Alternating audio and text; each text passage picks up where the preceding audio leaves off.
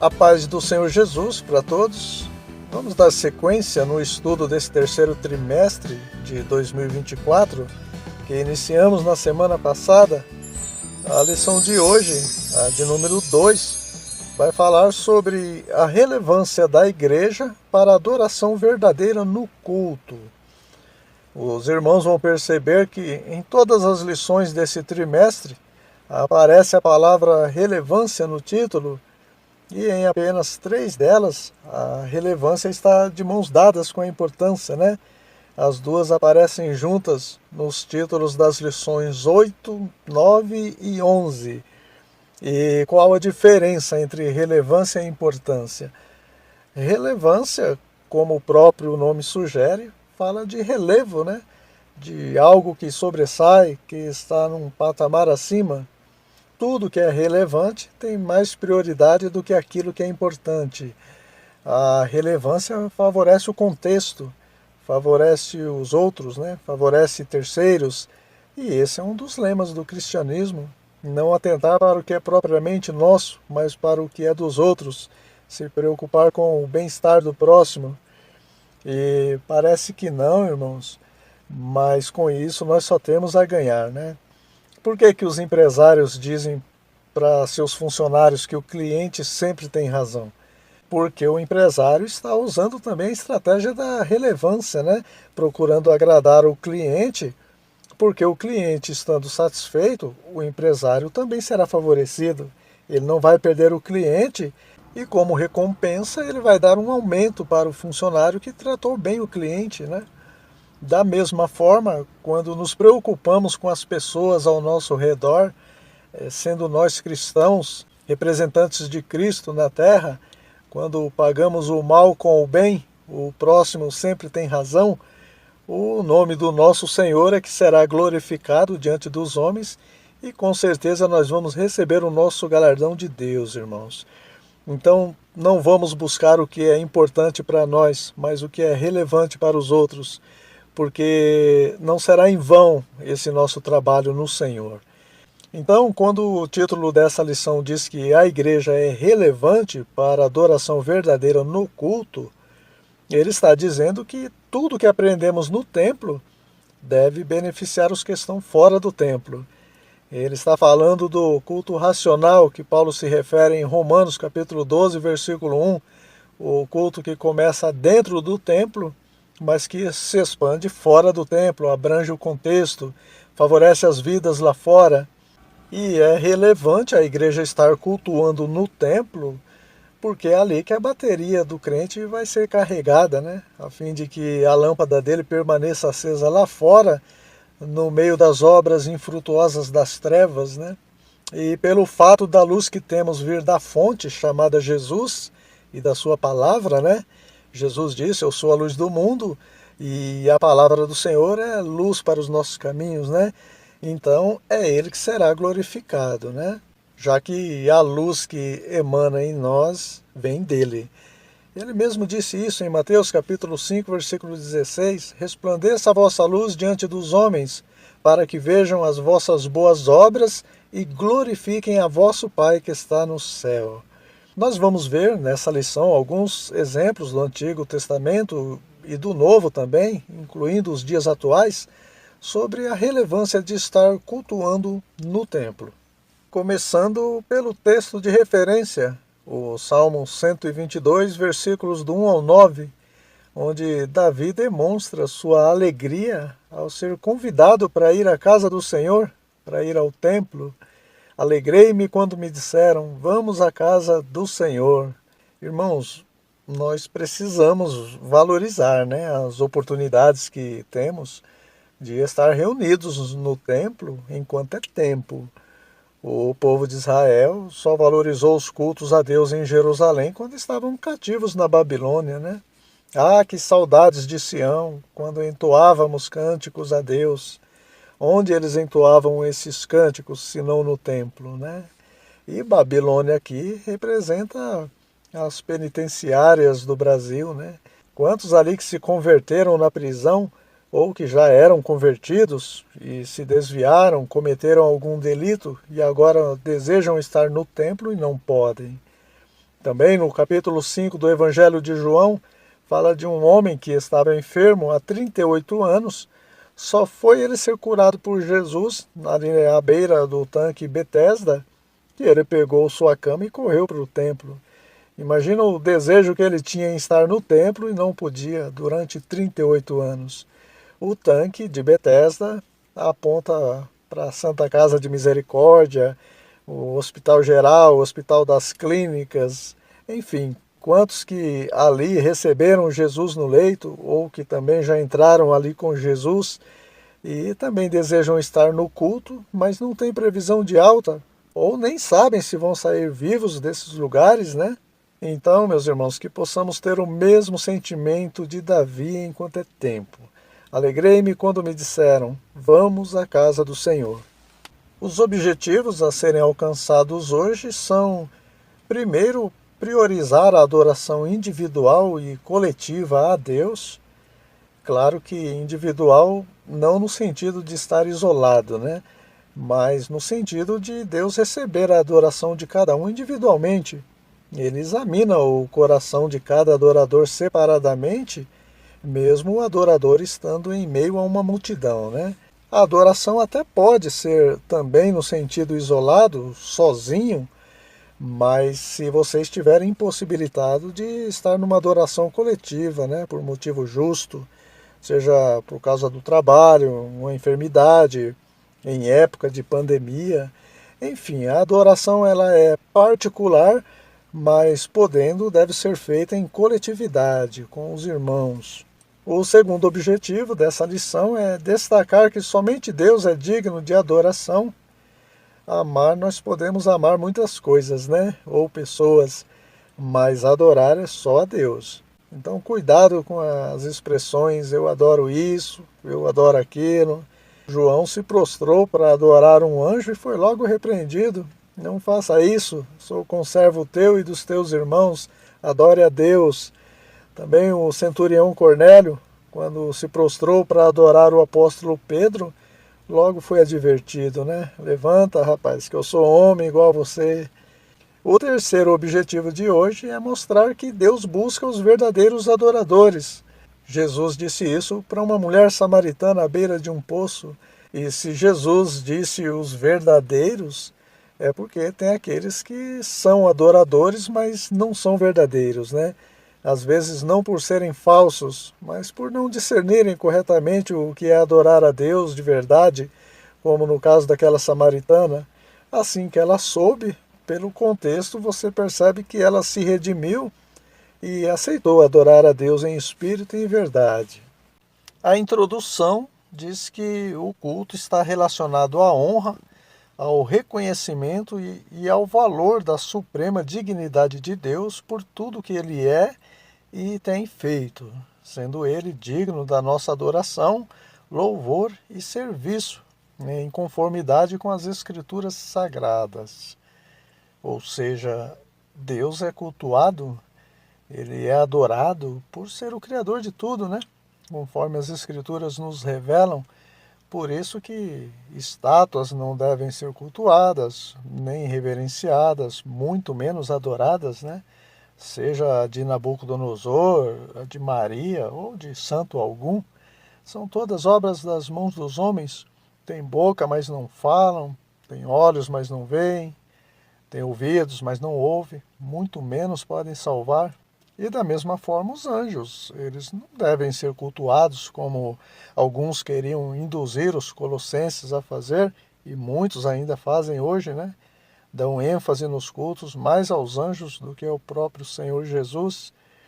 E precisamos ficar atentos, irmãos. Precisamos ficar atentos, porque o diabo, astuto como ele é, não conseguindo fazer com que um crente adore imagens ou anjos, ele vai tentar induzir o crente a adorar pai, mãe, filho, esposa, marido, e sem o crente perceber, né? Basta ele amar essas pessoas mais do que a Jesus. Isso já caracteriza a adoração. Por isso que Jesus vai dizer que devemos amar sim essas pessoas, mas se alguém amar qualquer um deles mais do que a mim, palavras de Jesus, não é digno de mim, né? Passou a adorar criaturas. E somente Deus é criador, irmãos. Somente Deus é criador e por isso somente Ele deve ser cultuado e adorado, né? Vamos para o tópico 1, que assegura o culto é relevante porque é bíblico. E conforme falamos, embora o culto seja relevante no templo e em coletividade com os irmãos, ele não deve ser apenas formal, um protocolo, né? Ser restrito a quatro paredes. É importante que ele venha refletir fora do templo também, através da prática, aquilo que aprendemos dentro do templo, né? Por isso que o comentarista equipara o culto com a adoração. Ambos devem ser em espírito e em verdade, né? O culto racional, né, que Paulo se refere, nós comentamos há pouco, e a verdadeira adoração citada por Jesus tem o mesmo sentido. Remete a atitudes que glorifiquem a Deus fora do templo, no dia a dia. E voltando para aquela mulher samaritana em João capítulo 4, ela queria saber onde era correto adorar a Deus, se no monte ou em Jerusalém. Ela achava que estar adorando a Deus num determinado lugar já era o suficiente. Ela só precisava saber qual seria o melhor lugar, sendo que ela estava com a vida toda torta, né? Em inimizade com os judeus, no linguajar de hoje, ficado com 6 homens, né? Será que tem alguém assim nos nossos dias, né? Tá no culto, dando glória a Deus e aleluias, mas por trás dos bastidores não conversa com fulano, com cicrano, ou tá ficando com A, com B ou com C. Jesus aqui, em outras palavras, diz para aquela mulher, olha, se conserte, né? Beba dessa água, dessa palavra que eu estou te dando, conserte o seu altar de adoração se você quiser adorar a Deus em espírito e em verdade, porque são esses que ele está à procura. O item 1.1 vai mostrar outras referências no Antigo Testamento sobre o culto a Deus nos templos. Ele afirma que todas as grandes celebrações da época estavam relacionadas ao templo, que era o lugar estabelecido por Deus para ele se revelar de maneira singular. E os salmistas, né, conforme vimos no caso de Davi, eram os mais entusiasmados quando o assunto era ir ao templo. Ele diz novamente no Salmo 26, versículo 8, Senhor, eu tenho amado a habitação da tua casa e o lugar onde permanece a tua glória. Já no Salmo 84, versículo 10, outro salmista disse, vale mais um dia nos teus átrios do que em outras partes 1000. Preferiria estar à porta da casa do meu Deus do que habitar nas tendas da impiedade. Entre vários outros textos. Fato é que cultuar a Deus no templo sempre foi uma prática na vida do povo de Deus, né? Desde o tabernáculo, que o próprio Deus ordenou que Moisés fizesse para que o povo adorasse a Deus durante a peregrinação de 40 anos no deserto, quando eles saíram do Egito, né? E esse tabernáculo foi o templo de adoração a Deus até a época do rei Salomão, quando ele construiu um suntuoso templo no ano 1000 a.C., né, no Monte Moriá, o mesmo monte que Deus mandou Abraão sacrificar seu filho Isaque. Ali, então, naquele templo de Salomão, passou a ser o lugar onde Deus se manifestava, né? A glória do Senhor enchia o templo. Posteriormente, esse templo de Salomão foi destruído pelo rei da Babilônia, Nabucodonosor, quando ele invadiu Jerusalém. E somente 70 anos depois, no retorno do cativeiro babilônico, o templo voltaria a ser reconstruído pelo então governador de Judá, o Zorobabel, que só concluiu a obra no ano 515 a.C., né? O povo estava desanimado porque eles comparavam o templo de Zorobabel com o de Salomão. O de Zorobabel era bem inferior. Só que Deus disse, a glória dessa segunda casa será maior que a da primeira. Por que, irmãos, que Deus disse isso? Porque o próprio Deus em pessoa, né, na pessoa do Senhor Jesus, entraria nesse templo aí de Zorobabel, ali na época do rei Herodes, né? Sabe o que eu aprendo com isso, irmãos? Que Deus não atenta para a estrutura do templo, né? Onde estiver um verdadeiro adorador, ali Deus estará, seja no templo de Salomão, seja no tabernáculo, até mesmo numa arca de madeira, a arca da aliança, né? Deus disse para Moisés que dali de cima, daquele caixote, entre os dois querubins de ouro, ele falaria com Moisés. Irmãos, percebem o cuidado de Deus em estar no meio do seu povo, em se manifestar a eles, né? O item 1.2 vai abordar o culto a Deus no templo a partir do Novo Testamento. O rei Herodes remodulou, por volta de 20 a.C., o templo que Zorobabel havia reconstruído, e ali continuou sendo o lugar que o povo de Deus se reunia para cultuar o seu Deus. Então não era um terceiro templo, era o mesmo templo de Zorobabel, porém remodulado, tipo uma reforma, né? Então, além das reuniões nas casas e às vezes em lugares espaçosos, como Paulo vai dizer, né, a escola de um certo tirano também, esse templo, o templo de Herodes agora, que era o mesmo de Zorobabel, é nele que os discípulos se reuniam todos os dias, unânimes, partindo pão, com singeleza de coração, e foi também esse templo que deixou os discípulos impressionados devido à sua bela estrutura. Em Mateus capítulo 24 fala sobre isso, quando Jesus jogou um balde de água fria na admiração dos discípulos, dizendo que não ficaria ali pedra sobre pedra que não seria derrubada, e realmente se cumpriu. Em 70 depois de Cristo, o templo foi destruído pelo general romano, o Tito, e a partir de então, devido à perseguição ferrenha aos cristãos, com Estevão sendo apedrejado até a morte, Tiago degolado, então o povo de Deus passou a cultuar ao Senhor em casas, né, como a da mãe de João Marcos, quando Pedro foi solto da prisão, né, e também em sinagogas, como faziam no cativeiro babilônico, né? No cativeiro babilônico eles adoravam a Deus em sinagogas.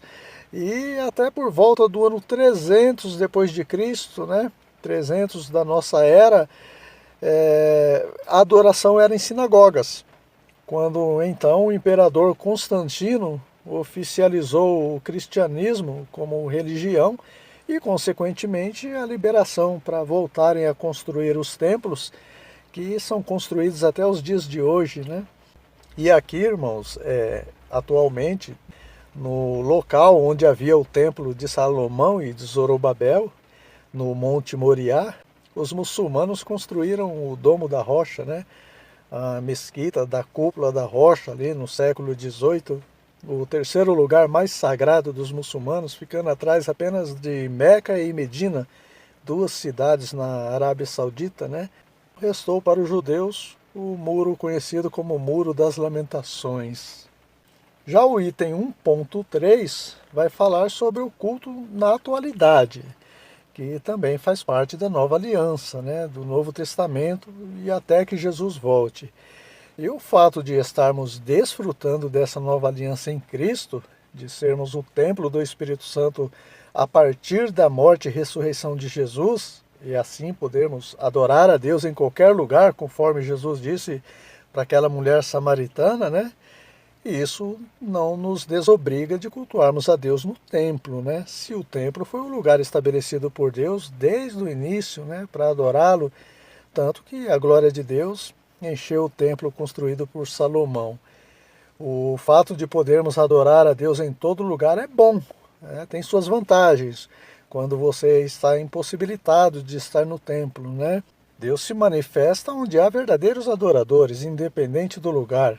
Mas o comentarista ele está tendo esse cuidado em destacar a adoração a Deus nos templos, no Antigo Testamento e no Novo Testamento, que abrange os dias atuais, devido à resistência ao culto no templo por parte dos chamados desigrejados, né, que afirmam não haver a necessidade de estar no templo para adorar a Deus, usando para isso textos isolados, né, fora de contexto. Ah, Deus não habita em templos feitos por mãos de homens, nós somos o templo de Deus.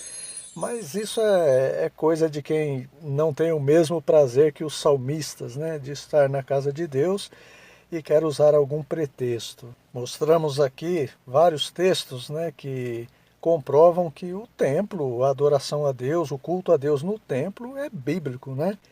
Vamos para o tópico 2, que vai falar sobre um dos motivos pelos quais o culto é relevante, que é a comunhão. Ele diz que a origem da palavra comunhão no grego expressa a intimidade que deve haver na vida cristã, tanto com relação a Cristo quanto com relação aos irmãos, porque foi para isso que Deus nos chamou, para a comunhão com Cristo e com a igreja. Não tem como estar em comunhão com a cabeça que é Cristo sem estar em comunhão com um membro sequer da igreja, né, que faz parte do corpo de Cristo. É nesse sentido que o salmista, no Salmo 133, diz que a união entre os irmãos é como óleo precioso derramado sobre a cabeça de Arão, o sacerdote, irmão de Moisés, né, que desce sobre a sua barba e vai até a orla, até a barra das suas vestes, lá embaixo, né? Na vida espiritual, esse óleo representa a presença do Espírito Santo, que parte da cabeça que é Cristo. Ele disse: enviarei outro Consolador, e percorre todo o corpo da igreja, chegando até os membros inferiores desse corpo, né? Aquele membro também desfruta da presença do mesmo óleo, do mesmo Espírito, que vem de Cristo, exalando dessa união um perfume agradável às narinas de Deus, né? O salmista também faz uma segunda analogia nesse Salmo 133, agora geográfica, ao se referir à união entre os irmãos. Ele compara com o orvalho de Hermon, que desce sobre os montes de Sião. O que ele quer dizer com isso, irmãos? O Hermon é o monte mais alto de Jerusalém e está a uma distância de 350 quilômetros de Sião. Hermon está no norte e Sião no sul, mas um gera umidade no outro mesmo estando distantes, né? Irmãos, a comunhão é muito mais que um abraço ou a proximidade física entre dois irmãos, né? Isso não quer dizer nada, dependendo de como está o coração de cada um. Eu posso abraçar um irmão, estar pertinho dele, mas com um abraço de tamanduá, com uma faca na mão, nas suas costas, né? Essa parte do Salmo 133 mostra isso, que mesmo estando distante uns dos outros, por necessidade, é possível viver em união no mesmo Espírito Santo, né? Assim como é possível estar próximo fisicamente, mas distante em amor. Mas como que o Monte de Hermon gera umidade no Monte de Sião, estando a 350 quilômetros de distância? Havia rios ali, né, nos pés do Monte Hermon, na base do Monte Hermon, e no calor a água evaporava e formava orvalhos sobre ele, que era levado pelo vento. O vento aqui também representa a presença do Espírito Santo. Lembra lá em João 3? O Espírito Santo é como o vento, que ninguém sabe de onde vem nem para onde vai, né? Então, o vento, ele leva o orvalho até o Monte de Sião. Então, nas duas ilustrações, a ideia é que o Espírito Santo, enviado por Cristo, promove a comunhão entre os irmãos, né? Já que o Espírito Santo também é representado pelo óleo. Em 1 João, capítulo 2, versículo 20, diz, né? Vós tendes a unção do santo. Fato é, meus irmãos, que nós não precisamos mais viver desunidos, né?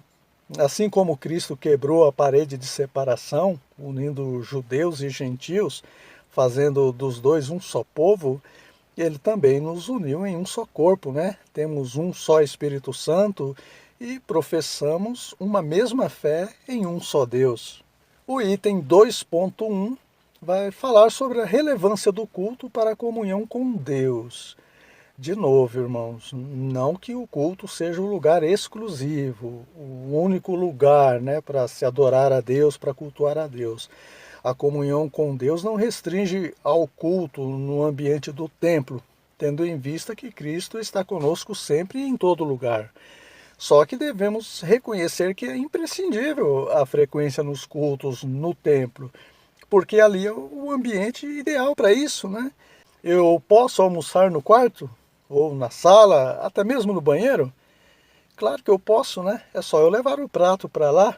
Eu almoçava dentro do ônibus quando eu trabalhava de motorista, mas por que que eu almoço na cozinha?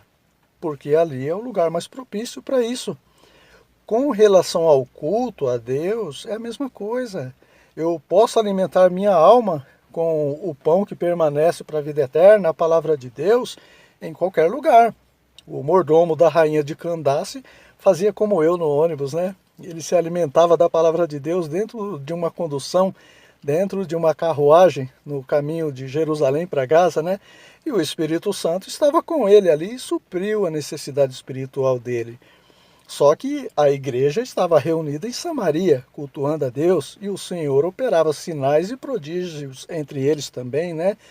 Então, meus irmãos, os louvores, a adoração, a pregação da palavra de Deus, a reverência e tudo que ocorre no culto visa nos conduzir à presença de Deus. No Salmo 27, versículo 4, Davi expressa o seu cuidado de morar todos os dias na casa do Senhor. Por quê? Qual o motivo se ele sabia que Deus estava em todo lugar, inclusive no terraço do palácio, vendo ele cobiçar a Batseba, né? Se ele sabia que Deus estava em todo lugar, por que ele almejava estar na casa do Senhor, no templo? Ele mesmo responde, né? Eu quero morar na casa de Deus porque ali eu contemplo a formosura de Deus, já que o culto proporciona essa sensação maravilhosa, né? E saímos dali edificados espiritualmente. Os irmãos sabem de onde Davi escreveu esse Salmo 27? O momento em que ele escreveu foi quando ele não podia estar no templo, devido à perseguição de Saul. O Saul pretendia matar ele, né, por inveja, porque ele seria o novo rei. Davi então se escondeu numa caverna. E ele contemplou Deus ali, afinal o Espírito Santo inspirou ele a escrever esse Salmo 27. Mesmo assim, Davi, sabendo que o Espírito Santo estava até numa caverna com ele, ele pediu a Deus que pudesse morar na casa do Senhor todos os dias. Já o item 2.2 vai falar sobre a relevância do culto no templo para desfrutarmos da comunhão com os irmãos, já que o culto é onde se reúne a comunidade cristã a fim de viver intensamente a realidade de Deus em suas vidas de forma coletiva, ao mesmo tempo que compartilhemos uns com os outros essa realidade. Embora a comunhão com Deus é individual e pessoal, o reflexo disso resulta em comunhão coletiva, né? O verdadeiro cristão ele tem prazer em estar na companhia dos irmãos e o culto no templo também proporciona isso, né? Agora a questão é qual o motivo que alguém não tem prazer em estar no culto. Seja lá o que for, o que tira o prazer de estar reunido com os irmãos no culto é algo grave.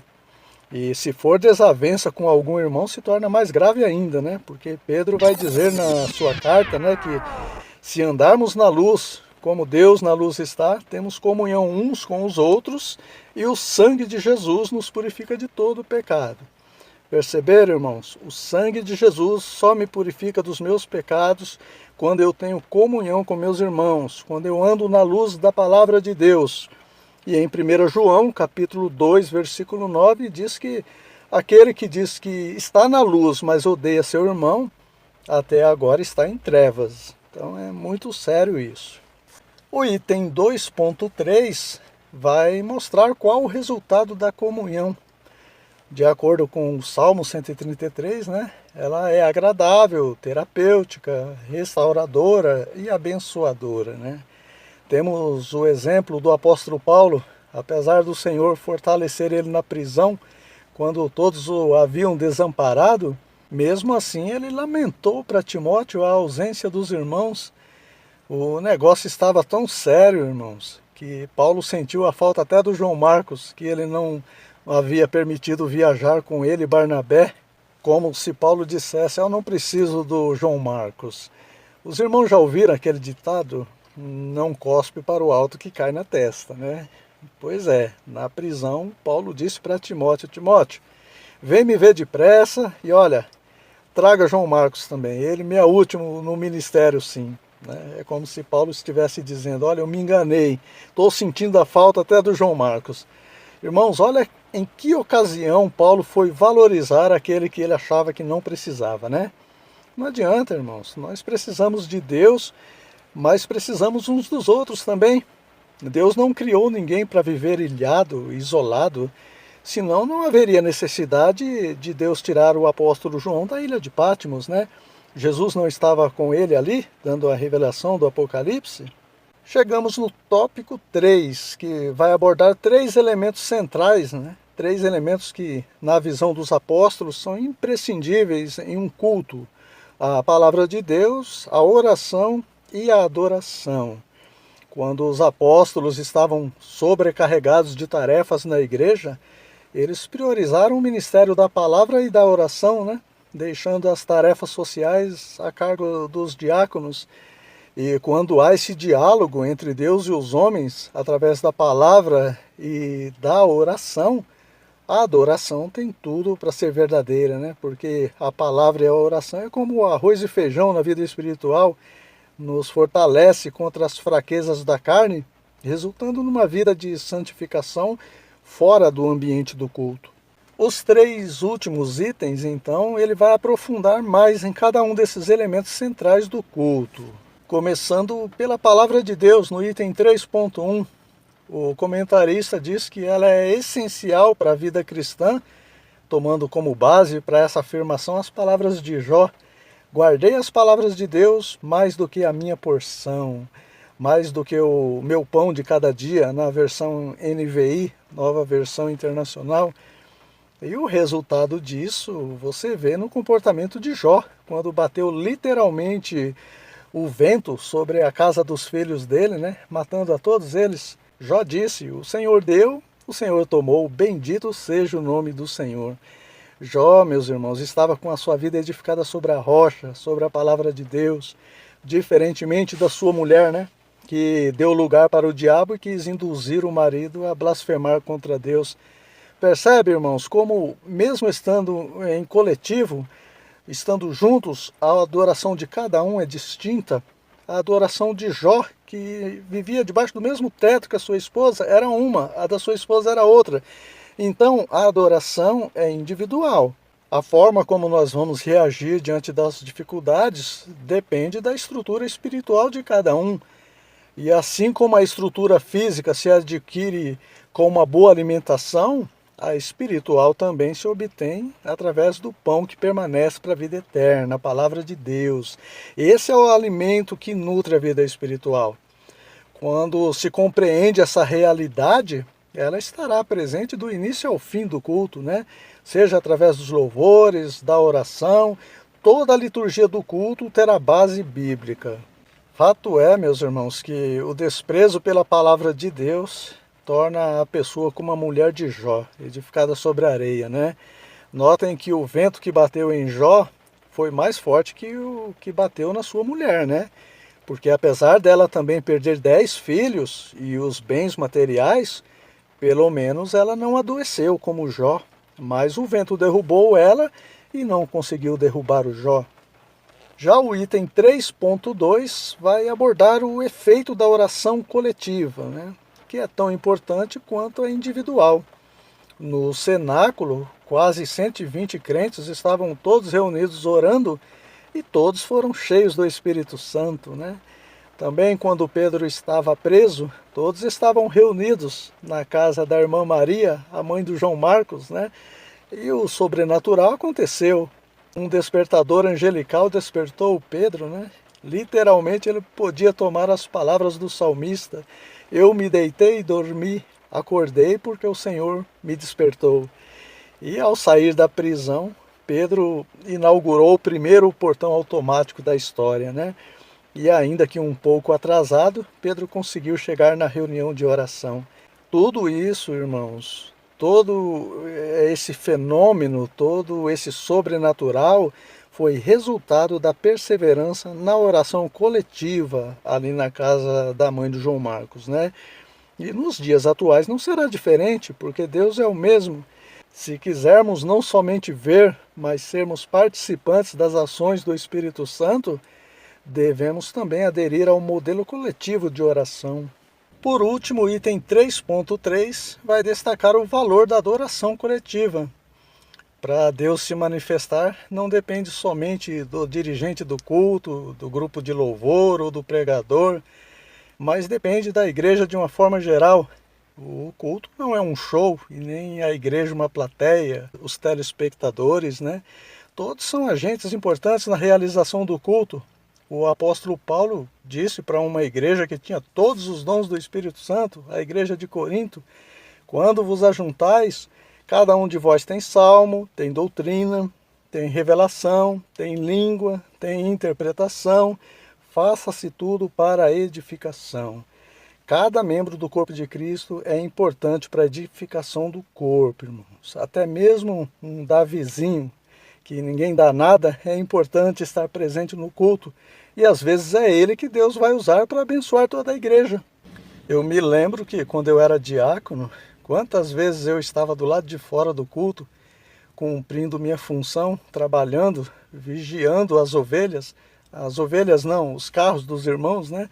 E de repente o pastor mandava alguém ir lá fora me chamar para trazer a palavra. E pela misericórdia de Deus, toda a igreja era edificada. Amém, meus irmãos? Foi essa a lição que Deus preparou para nós nessa semana. Eu espero ter contribuído com a edificação espiritual de todos vocês e com o preparo da lição daqueles que estarão ministrando no domingo. Se for da vontade de Deus, se Ele nos permitir, na próxima semana estaremos de volta para estudarmos juntos a lição de número 3, que vai falar sobre a relevância da igreja no cumprimento de sua missão. E qual é a missão da igreja? Vamos ver isso na próxima semana. Não esqueça de deixar o seu like, de compartilhar esse vídeo e de se inscrever no nosso canal. Amém? Deus abençoe a todos e até a próxima.